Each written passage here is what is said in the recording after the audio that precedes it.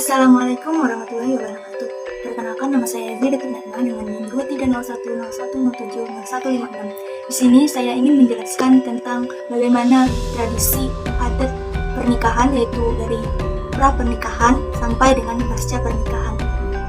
Nah, dalam buku Islam dan Budaya Banjar karya Alfani Daud dijelaskan bahwa tentang perkawinan, yaitu perkawinan di kalangan orang Banjar itu hampir-hampir dianggap sebagai perbuatan suci yang harus dijalani oleh semua orang.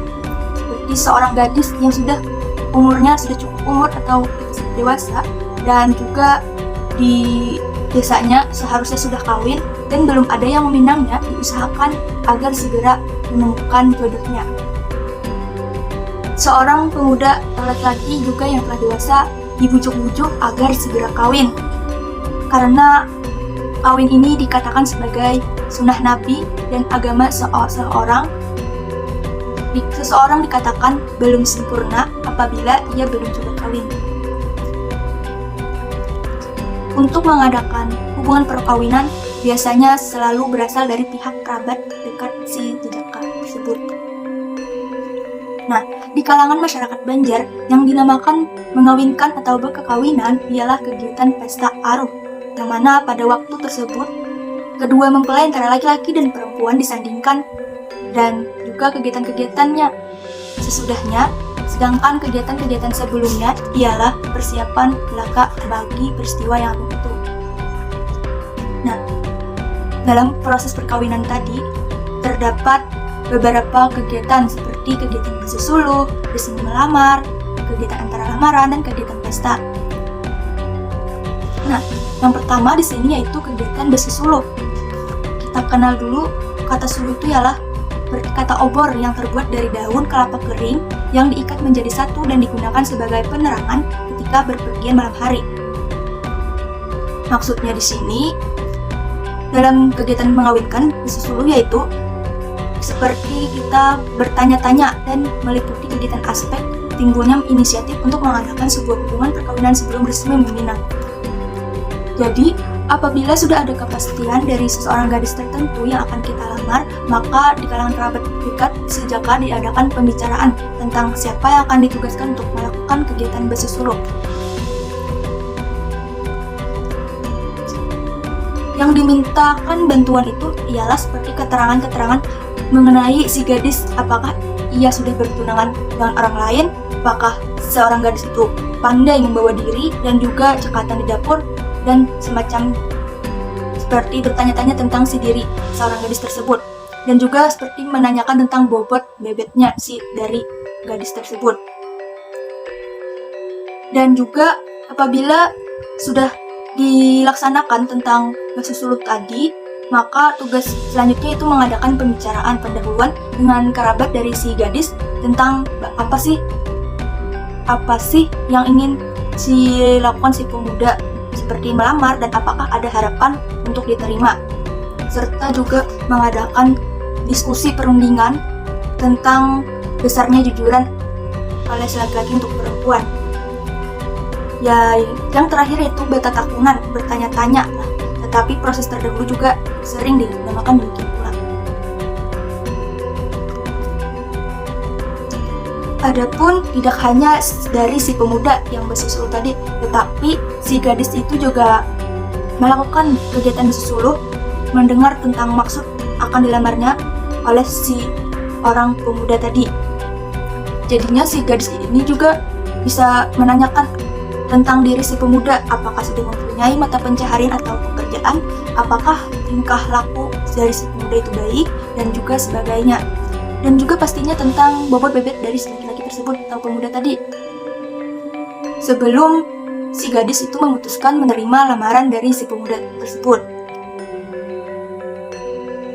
Jika seorang perempuan tidak menerima atau berkenan untuk menerima si pemuda tadi, maka berkatalah dengan secara halus menolaknya maksudnya.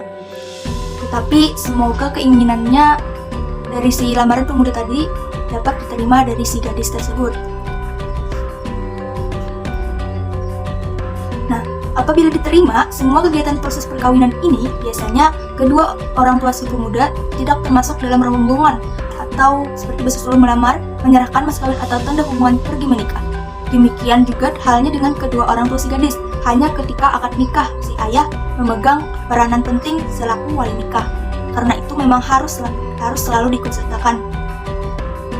Nah, yang kedua yaitu cara resmi melamar. Kegiatan kerabat atau urusan kerabat si pemuda datang secara resmi menyatakan lamaran kepada pihak keluarga si gadis yang dinamakan dalam adat Banjar yaitu badatang. Badatang di sini yaitu masih ada beberapa langkah lagi sebelum pernikahan atau pesta perkawinan dilangsungkan. Nah, setelah pinangan diterima secara resmi oleh si gadis tadi, pembicaraan beralih pada besarnya mas kawin yang harus diserahkan oleh pihak jejaka kepada pihak gadis. Nah, dalam jujuran di sini bisa saja ada kalanya terjadi tawar-menawar, sehingga perundingan kadang-kadang harus dilakukan berkali-kali diskusinya. Bila ada kata sepakat sudah dalam melamar, maka dilanjutkan acara selanjutnya.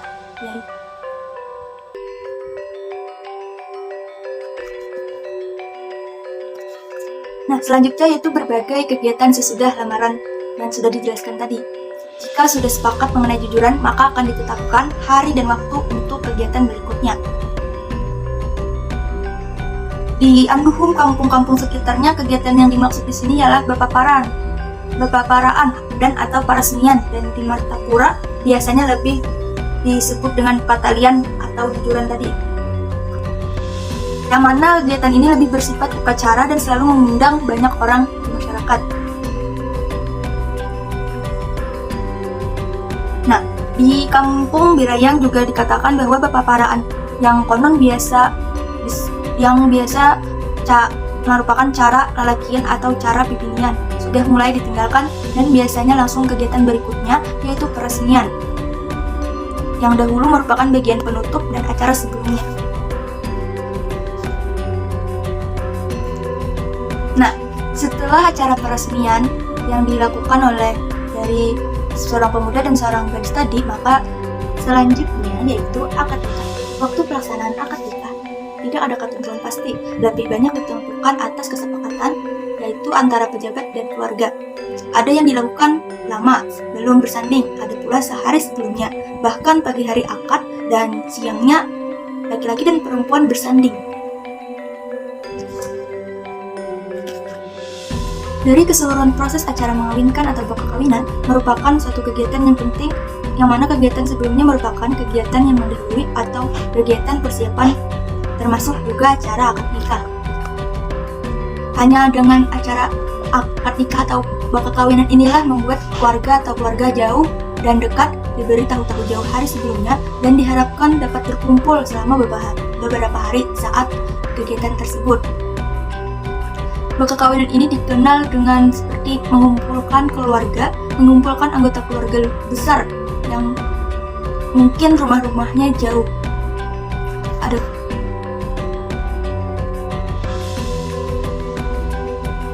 Lalu, kegiatan mempersiapkan pengantin dan mempelai yaitu dengan melakukan mandi uap tradisional atau yang sering disebut dengan betimung, yang mana memandikannya secara upacara dan khusus untuk pengantin wanita,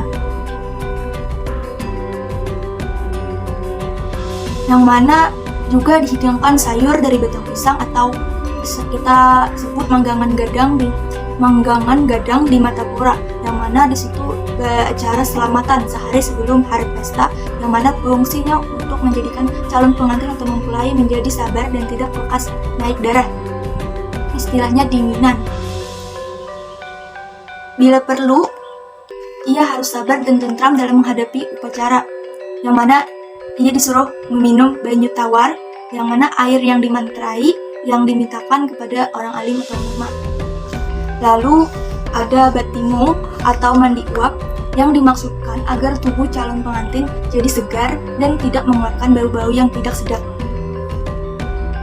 Mandi batimung ini meskipun tidak merupakan keharusan yang mutlak, bisa dijalani baik oleh calon pengantin perempuan atau mempelai laki-laki, yang mana dalam batimung ini berbagai macam rempah-rempah direbus sampai mendidih dalam beberapa waktu. calon pengantin ini duduk di atas bangku kecil menghadap panci berisi rebusan rempah-rempah yang baru diangkat dari tungku, lalu diselimuti sampai batas leher bisa dengan tikar. Contohnya, mandi batimong ini juga dilakukan beberapa kali, bisa sampai 3 kali, yang mana sampai dipandang cukup dalam batimong.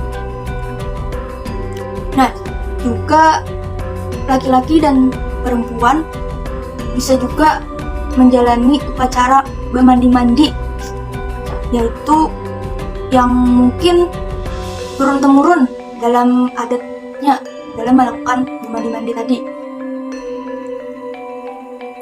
Dalam jurnal analisis hukum tentang mandi atau badudus pengantin dalam tradisi adat Banjar, menurut Muhammad Rashid Ridha, yaitu tradisi bermandi-mandi atau badudus ini merupakan ritual mandi seorang pengantin yang dilakukan sebelum acara puncak perkawinan pada adat Banjar, yang mana tradisi ini bertujuan untuk membersihkan jiwa dan raga calon seorang pengantin serta menjadi simbol harapan akan kelancaran dan kelanggengan kehidupan pada pernikahannya.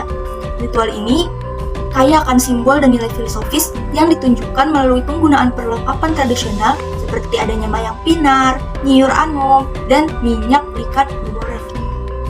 Meskipun tidak memiliki dasar hukum dalam Al-Quran maupun hadis, tradisi ini dianggap sebagai bentuk adat istiadat yang dapat dilakukan selama tidak bertentangan dengan syariat Islam. Seperti dalam bermandi-mandi, seorang perempuan harus menjaga aurat dalam cara berpakaiannya. Jadi dalam bermandi itu, perempuan harus menutup aurat, bisa saja dengan berpakai tapi atau lapisan baju agar tidak terlihat auratnya, dan juga agar menghindari syirik. Kepercayaan terhadap mitos atau konsekuensi negatif jika tradisi tersebut tidak dilakukan menjadi perhatian karena berpotensi melanggar prinsip agama. Jadi, makna simbol dalam adat bermandi yaitu bagaimana pandangan masyarakat agar tradisi tetap dapat dilestarikan dengan pemahaman yang sesuai dengan ajaran agama, yang mana tradisi ini menjaga warisan budaya Banjar dan memperkuat identitas budaya khususnya di kalangan kita saat ini. Jadi dalam bermandi tadi patutlah kita harus menjaga aurat bagi seorang perempuan. Nah, prosesi bermandi-mandi ini bisa dengan mengguyurkan air yang telah dicampur dengan berbagai jenis bunga kepada calon mempelai dari si perempuan dan laki-laki.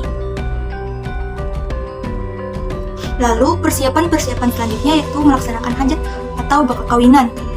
Berminggu-minggu sebelum pesta sudah dimulai mengumpulkan kayu api, yaitu dengan menebang kayu-kayu di atas tanah sendiri atau tanah kerabat atau tetangga dekat dengan seizin yang punya. Yang mana di sini dilaksanakan dalam sekeluarga atau dengan bantuan tetangga masyarakat di sekitarnya. Nah, sebelum itu juga harus diadakan rapat yang mana memberitahukan sumbangannya, yaitu berupa uang atau barang, yang mana di samping itu membicarakan berbagai kegiatan yang akan dilaksanakan dalam rangka aruh dan menentukan siapa-siapa yang akan bertugas dalam masing-masing bidang pekerjaannya. Misalnya ada masyarakat tetangga yang diperkerjakan dalam mengawah, bala basuh dalam cara aruh tersebut atau bakal kawinan tadi. Nah, sehari sebelum pesta tersebut, ada orang diperkerjakan untuk menghias ruang depan, ruang tengah, dan kamar tidur pengantin, termasuk mempersiapkan kursi pengantin di ruang depan dan sebuah pelaminan, yang mana ini dinamakan dikatakan memajang atau baga gantung istilahnya dalam kegiatan tersebut di Martapura. Setelah berbagai ritual selanjutnya yaitu kegiatan yang telah dilakukan, maka kedua mempelai acara membuat kawinan pesta selama 3 hari malam bagi seorang mempelai wanita dan mempelai laki-laki. Selanjutnya yaitu pasca pernikahan, yang mana dikenal sebagai sebuah istilah yaitu untuk perjanjian hukum yang dibuat oleh pasangan suami istri setelah mereka menikah, yang mana ini dibuat dengan sukarela dan tanpa paksaan, yang menjelaskan tentang bagaimana aset, utang, dan masalah keuangan yang mana akan ditangani jika terjadi sebuah perceraian atau perpisahan ataupun kematian. Perjanjian pasca nikah dapat dibuat kapan saja setelah pernikahan dan bertujuan untuk melindungi hak masing-masing pasangan, memperjelas pertanggungjawaban keuangan dan mencegah konflik di masa depan nantinya. Nah, lalu menurut jurnal perjanjian perkawinan yang dibuat setelah perkawinan dan akibat hukumnya ditinjau dari Kitab Undang-Undang Hukum Perdata menurut Fitriani ialah pengaturan perjanjian perkawinan yang dibuat setelah perkawinan bila ditinjau dari KUHP terdata tidak ada diatur.